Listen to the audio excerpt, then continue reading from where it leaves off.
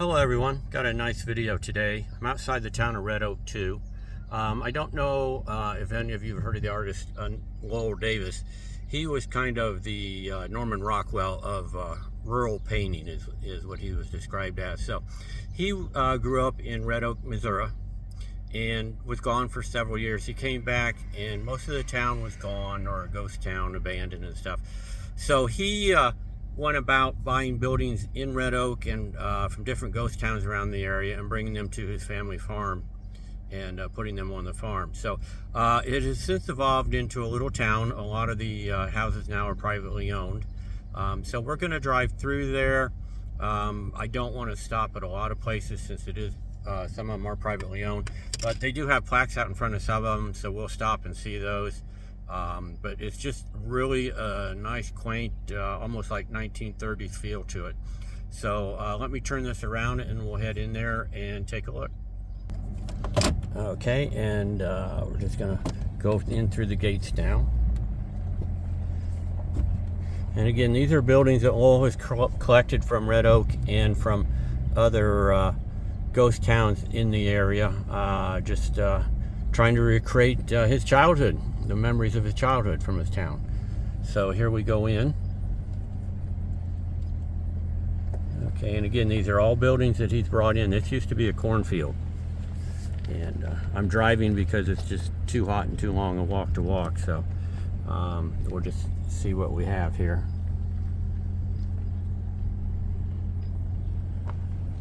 And again, remember, he was an artist, so there's quite a bit of different art features here. Okay. And there's Elmira Church right there.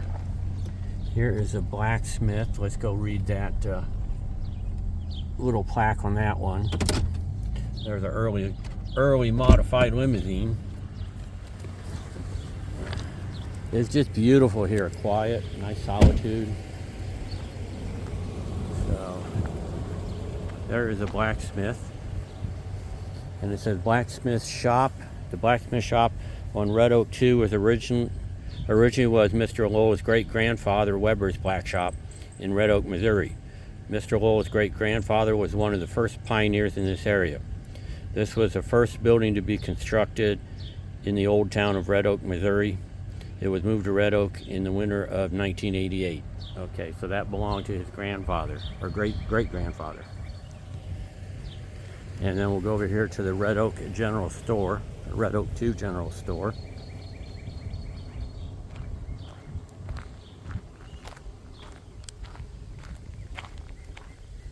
And this says the Red Oak 2 General Store was built at the turn of the century in Red Oak, Missouri. It was operated by Mr. Lowell's relatives since 1921. During the war years, Mr. Lowell's father took over running the store.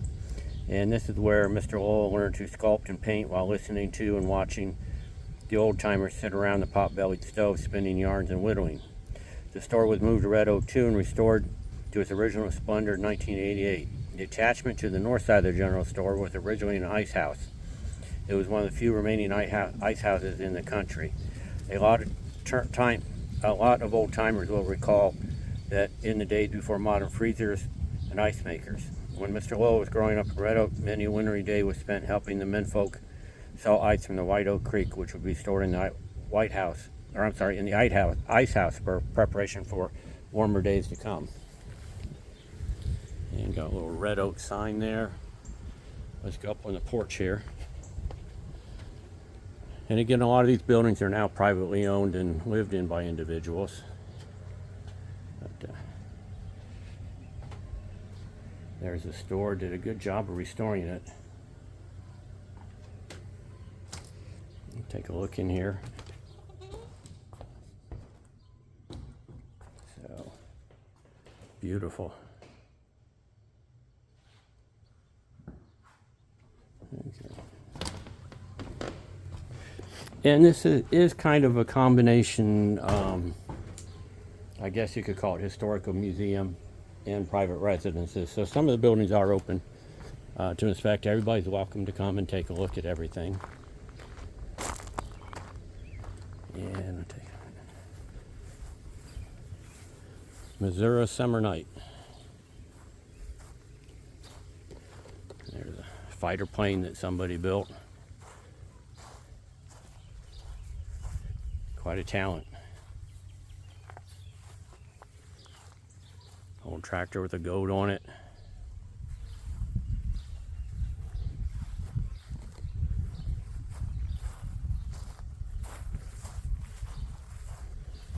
Homemade limousine.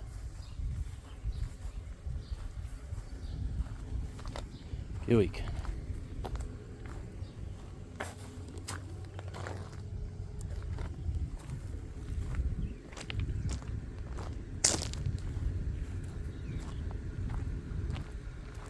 And back there's the school, and there's the play yard.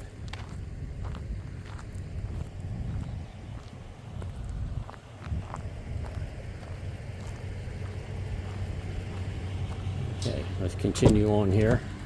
Excuse my messy truck.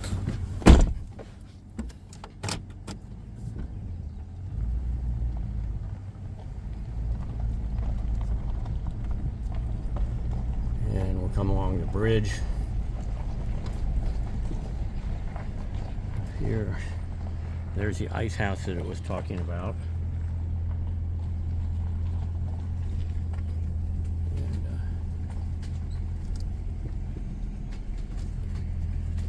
There's a Phillips Petroleum gas station, some little storage buildings there.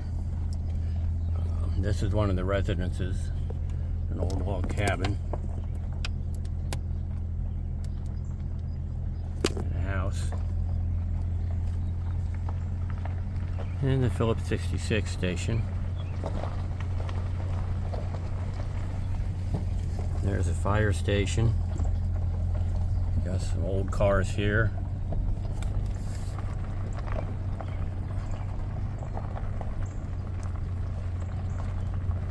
We'll travel down this street to see what we have. Nope, we're not going to fit down that street. We'll go back on that in another direction.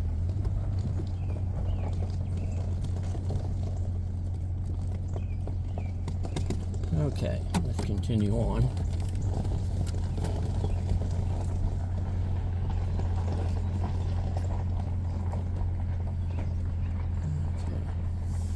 Okay. And here's the Salem County Church or Country Church. Old warehouse building over there.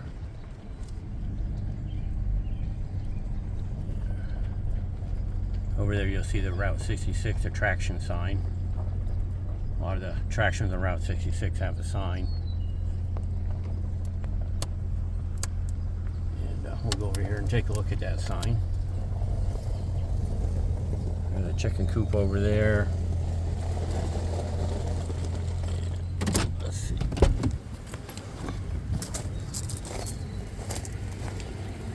And this said Red Oak 2, Missouri. In 1987, Lowell Davis began collecting buildings from ghost towns and other historic sites to create his community near Carthage.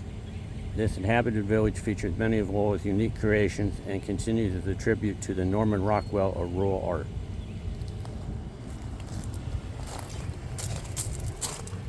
Okay. Got some signs over there. Let's take a look at this old cabin.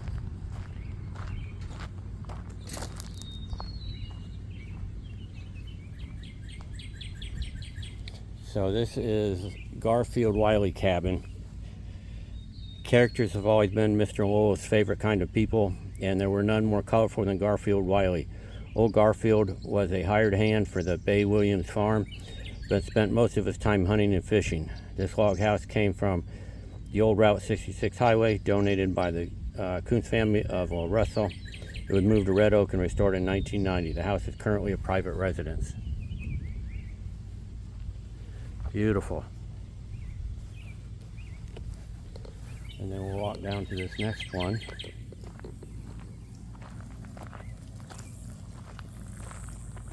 And this is the parsonage.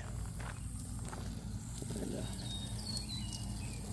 This house originally was located on Grand Street in Carthage and was moved to Red Oak in the late fall of 1989.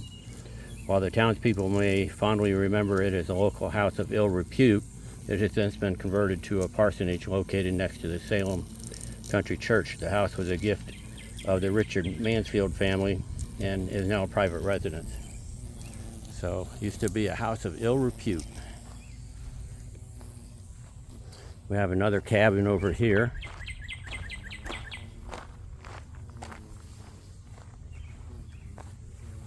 And it says Hornback Cabin.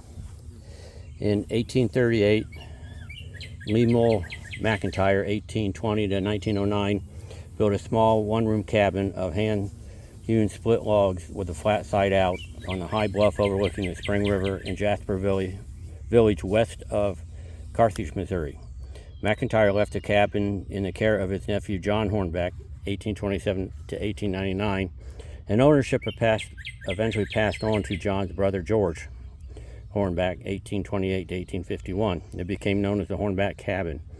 In addition to serving as a residence, the Hornback Cabin also served as a post office and general store for Jasper Village. When Jasper County was being formed in 1841, there was a need for a temporary county seat and courthouse until a permanent courthouse could be built. The first session of the Jasper County Court was held on February 25, 1841 in the Hornback Cabin.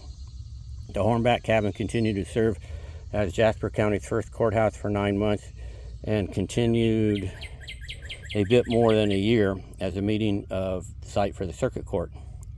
When the jury needed to deliberate, they would meet outdoors on a jury log, as there was no room in the cabin for them to meet.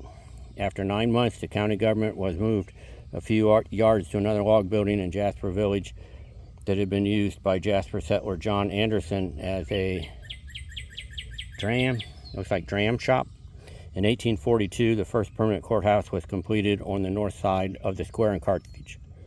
In 2022, the Hornback Cabin was disassembled and log ceiling beams and chimney stones were relocated to Red Oak 2, where the Hornback Cabin is restored. Thanks to Danny Pippin and Dwight Madison for their great work in relocating and restoring the cabin. And there's a jury log over there. Okay, we'll go ahead back to the truck. And boy, it's hot out today. I'm sweating already. And there's another view of the church. This would be a fantastic place to live. It's nice and quiet, all these old buildings. And, again, I would like to walk it, but it's just too hot today and it would make the video too long. And, I had not heard of this place until the other day. I stopped at one of the old restored gas stations along Route 66, and they were telling me about it. They said you really have to go there, even though it's off the route, and I'm glad I learned about it.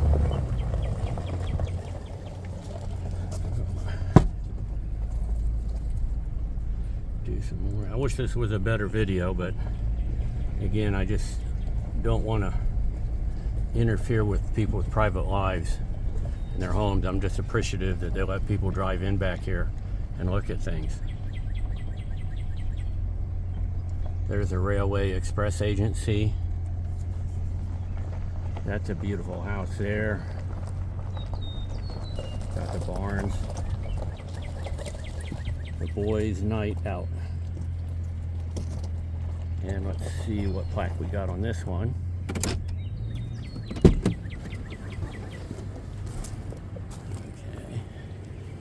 And this says Dalton Gang Homestead. Red Oak 2 was not intended to be a town for outlaws. Sometimes a particular building or house becomes available and we feel it must be saved. This is the case with the Dalton Gang Homestead. This house was located just east of Vinta, Oklahoma, and was moved to its present site in 1922 and restored. The add-on and back of the Dalton Gang Homestead was found to be built inside another building behind the original location of the Dalton Gang Homestead, east of Vineta, Oklahoma, and was originally a bunkhouse used as a place for hired hands to sleep. It now houses a kitchen, laundry room, second bedroom of the Dalton Gang Homestead.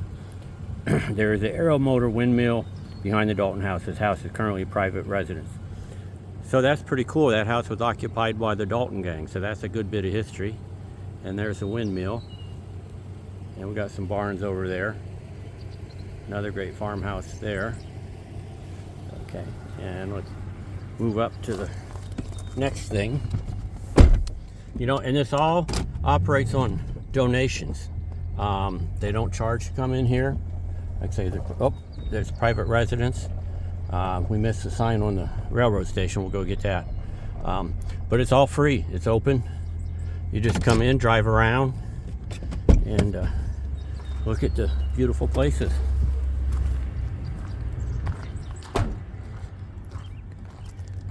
Okay, so there again is the railroad station. And I'm probably getting a lot of pictures of the ground here too as I'm walking. I apologize for that. So, Red Oak 2 train station.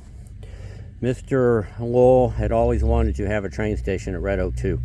He would travel around the area looking for old abandoned train stations that could be moved to Red Oak 2. Unfortunately, these train stations are in high demand with railroading clubs who snap them up as soon as they become available. Mr. Lowell decided the only way to get a train station to Red Oak 2 was to build one. The restored station at the Corona Train Depot and Railroad Museum west of Scampton, Kansas were the main models that he used. The foundation was laid down. Construction of the train station began in 2013. The building structure was completed in 2014 and the interior finished in subsequent years. The interior is set up like a working train station and may someday have several model trains running inside. Coming in the summer of 2024, a 13-inch gauge steam locomotive from Riverside Amusement Park in Agawam, Maine, I guess, and custom-built tender, flat car, and caboose will be set on the track in front of the station. So that's going to be pretty cool that they're going to have a train here. And they did a great job of it. It looks like an old train station.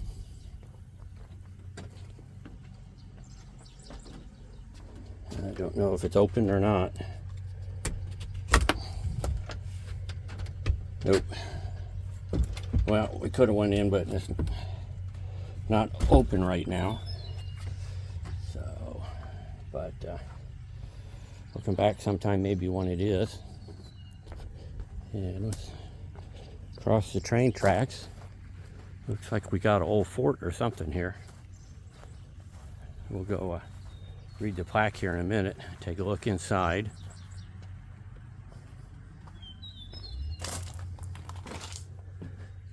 Oh, it's nice and cool in here.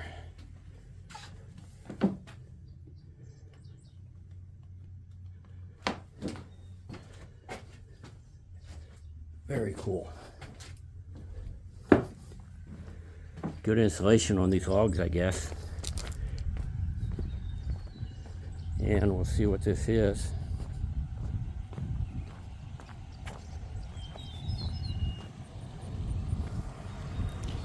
This is Fort Hooker. Marshall Hooker had built a log fort on a property that he owned a mile north of Phelps, Missouri on Highway UU. The house on the property had burned down, but the fort was still standing. Mr. Law contacted the owner and was able to get permission to relocate the log fort to Red Oak 2. It was not possible to move the fort intact, so it was disassembled and the logs were moved to Oak 2. The foundation was built and the fort reassembled. The entire process took place in 2016 and Mr. Lowell called it Fort Hooker after Marshall Hooker. And take a look here. Got a couple cannons there on the wall. And let's see what this house is. This is the White Oak Creek Civil War house. The Civil War house was originally located on the west of, just west of Old Red Oak, and it sat on the banks of the White Oak Creek near an old cemetery in which lay the remains of young men that were killed in the Civil War Battle of White Oak Creek. This house overlooking the battle site. It was one of the 6 houses left standing in the area after the Civil War. If only walls could talk, this house is currently a private residence. And the Red Barn in South Red Oak 2 was moved in sections to Red Oak 2 in 1993. The barn was originally located near the town of Golden City, approximately 30 miles northeast of Red Oak 2. During the winter months, Mr. Lowell would store his leaping lizards in this barn. And some more cannons on the little gazebo there. So an original fort, that's pretty cool.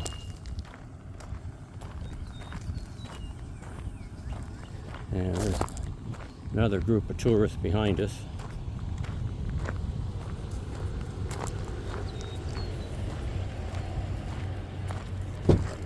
Okay, now let's move up to the next one. Boy, it's 84 out, but it's so humid it just feels really hot. It's nice having the air conditioning going. Okay, and let's see here. Okay, and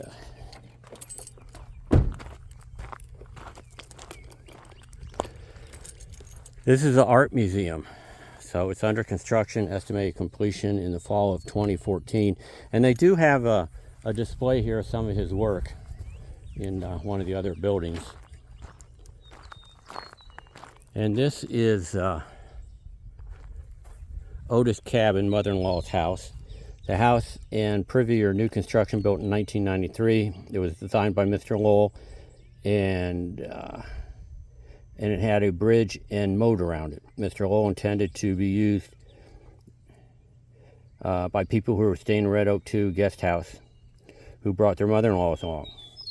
They would put their mother-in-law in this tiny house, run up the drawbridge, and have a peaceful stay in Red Oak 2. The pond north of the mother-in-law's house was dug to provide a pond for the south side of Red Oak 2. This building is known as Otis Cabin, Mr. Lowell renaming it after Otis the bullfrog, who lives with his family in the Otis Pond. The drawbridge is now a wooden walkway. The building and pond are very popular with visitors to Red Oak 2. And I apologize, my reading's kind of off today. I'm just kind of rushing through those quicker than I should. But take a look here. Oh, this is nice. There's an outhouse over there. That's a good idea. Put your mother-in-law in here and then just raise the drawbridge. I like the way that the branches were left on the posts and stuff. Let's take a look here. Oh, we can go in. There's a loft up there for a bed. Looks like they used to have a ladder there. And it really looks like an old building. They did a fantastic job on it.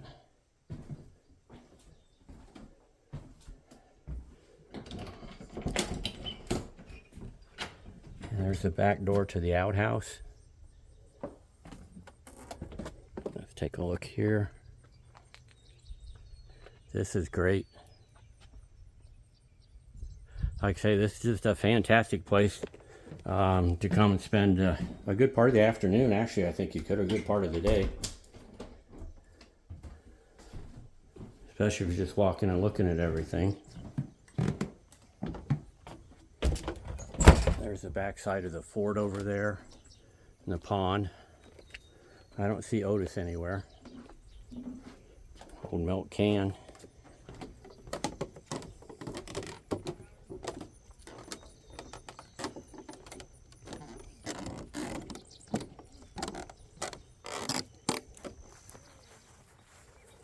An old tractor over there, a steamroller actually. And, iron horse.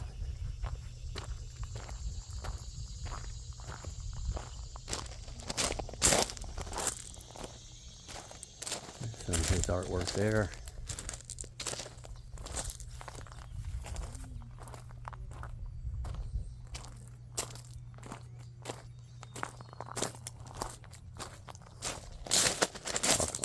Here. So there's the back.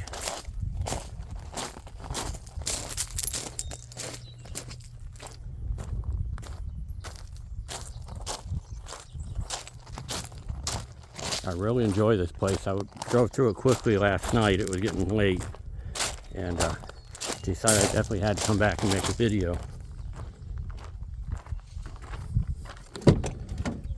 And crawl in here. Oh, there's a picnic table under that willow tree. That'd be great. Great place to sit and have a picnic. Yeah, so we've got a fountain back there. See back in there is another cabin. I don't know how you go about purchasing houses to live back here. Or maybe you have to just bring your own. And there's an old steamroller.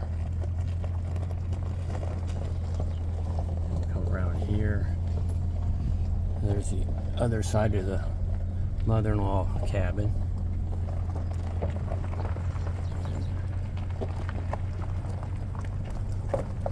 There's an old house.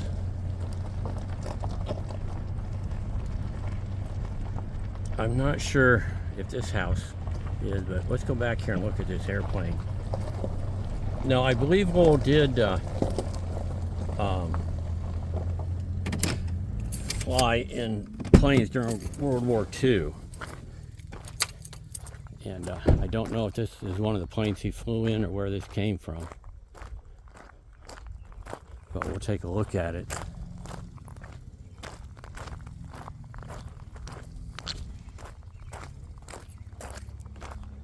I'm not even sure if this is from World War II, but it does have a radial engine. Nice sized plane. Good face art on it.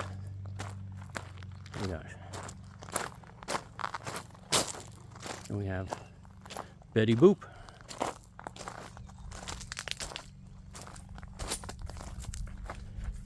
I tell you, this is just a fantastic place to visit.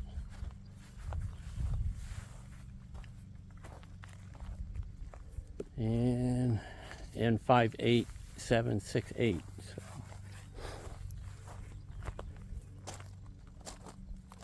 It is missing some parts to it.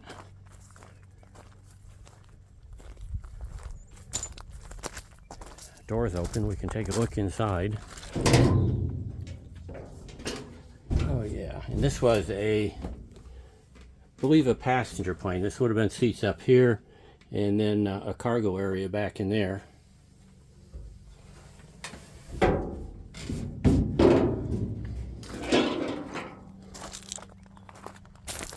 So it's not any type of plane that would have been used in combat, so probably not one that he flew in. I'm not sure what his position was on the crew. But again, an interesting plane. You just never know what you're going to see here. And like I say, this is a newer house, it looks like to me. I don't know. Looks like it's apartments. So I don't know the story on it. Some of these don't have plaques on them.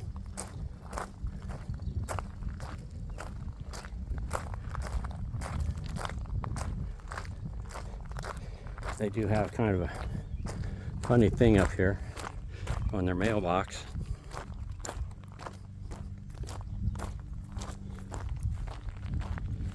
And there's a rooster on the toilet, and it said, "Did you ever see a?" So there you saw it.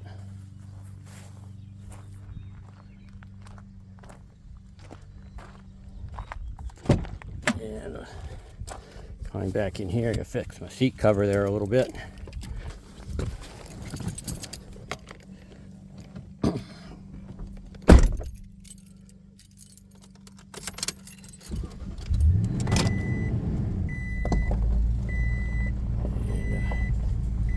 See the back of some of the buildings we saw there.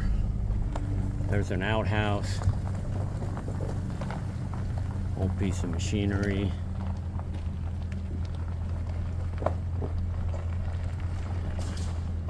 There's a well with a bell.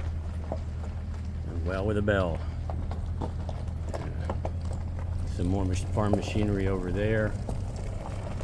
And over here is just the pond. to live here if it didn't get cold in the winter. Another old house. See, just look, these houses look like they've been here for just 100 years. Got the old grown-up barn back in there. I don't know if Lowell lived here. I know this is on his family property, but I don't know if he lived here. And this is really great. And I'm going to pull off the road up here. Here we go.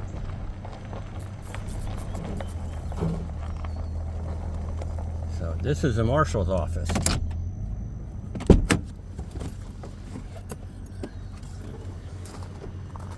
a look here. Back there just looks like some maintenance area. But this is a marshal's, Ralph L. Hooker,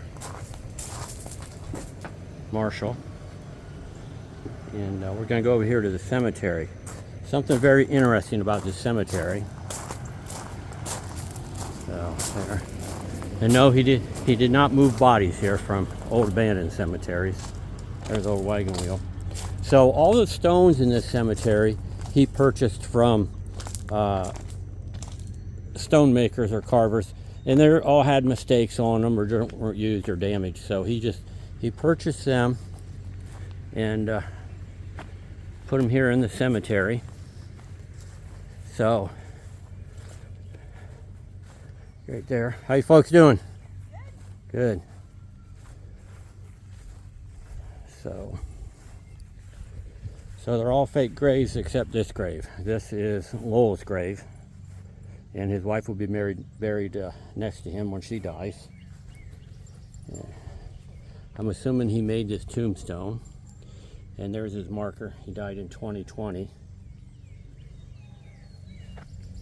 But, did a fascinating job. Some of them are set like they're falling over, so they've been here for many, many years.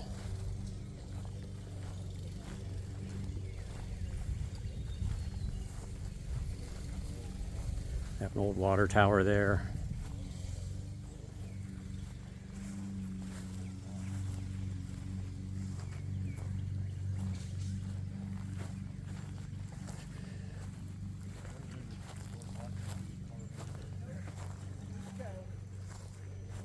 See, there's one there that's got a little chip in it.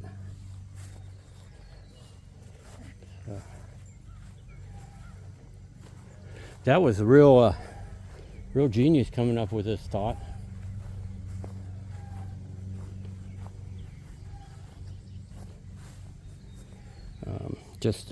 He's just got a beautiful grave here right on top of the hill. Okay.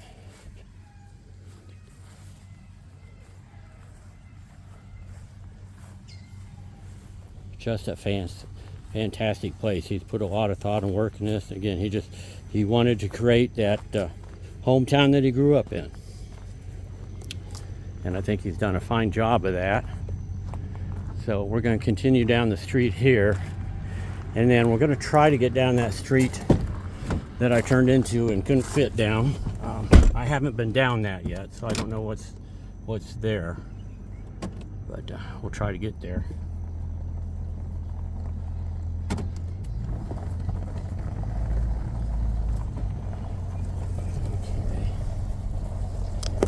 Here's another cabin.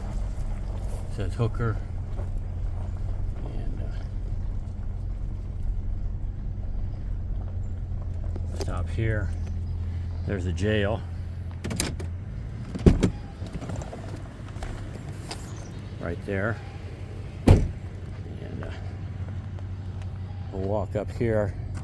Show you here. I hope that dog doesn't bite. He looks friendly enough, but he's not wagging his tail. So I don't know. Long days, cold nights. Hey, pupper dog. Well, there's a real kitty. Kitty. Hey, kitty, kitty. What you doing, huh? And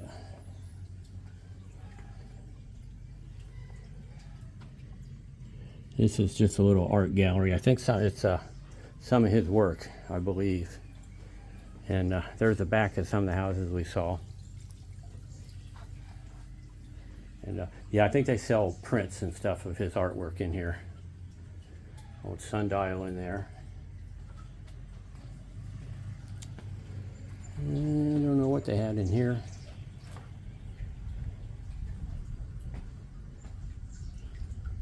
Little pond here. This is a nice little peaceful place. I'm gonna guess they probably had a parrot or something in here.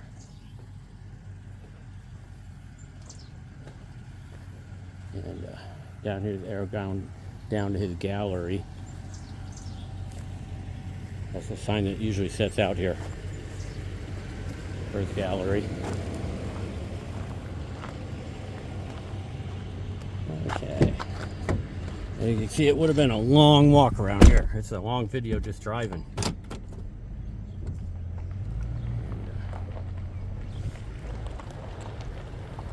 See over there, a woman with the washing machine. And here we have another gas station. Over there is the Foxfire barn, or farm, I'm sorry, Foxfire farm. And here is another windmill.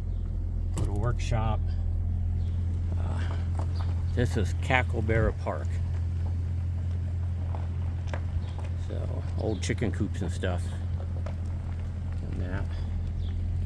And this is, I think they call this type of cabin, I believe, a dog house or something like that. It was divided into the two parts with an open space in the middle. Another beautiful little house here. All woods on this side. And a little house here on the corner.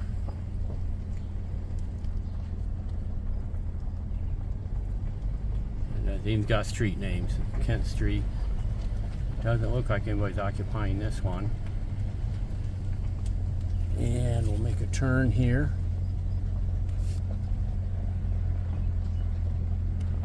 Got fire hydrant there, and this is an old diner, one of the trolley diners. Here we came, we're back to the entrance. So let's go down and see what's on that road. I'll tell you, I'm just gonna park up here by the general store and walk back to it and see what we've got. And here's some more visitor cars. Yeah, you can drive around here, or you can park and walk, just whatever you choose to do.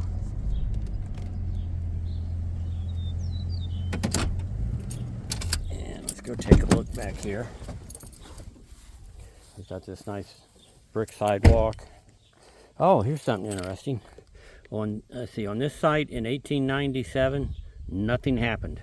Wow, that's an interesting bit of history there. So it looks like that was a little play toy there.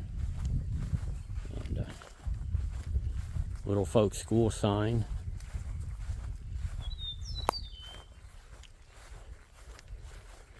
Doesn't look like a lot on this road. Look, the old merry-go-round. I remember being a young kid and getting sick on those. It's fantastic artwork on this stuff.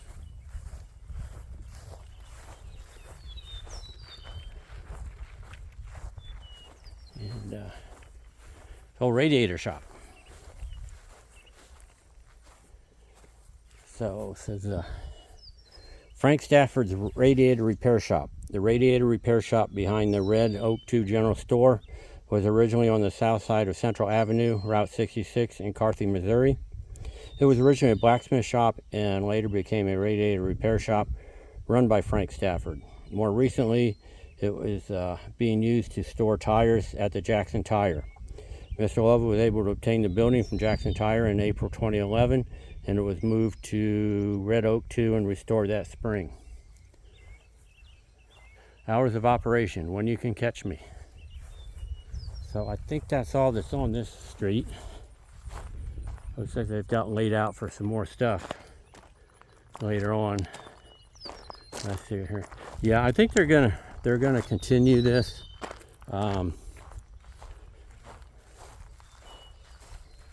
They've done a lot of work here. I know in the last year or so they've kept it up, and you know, even with him gone, I think they are gonna continue adding things here from people I've talked to. My understanding of that is.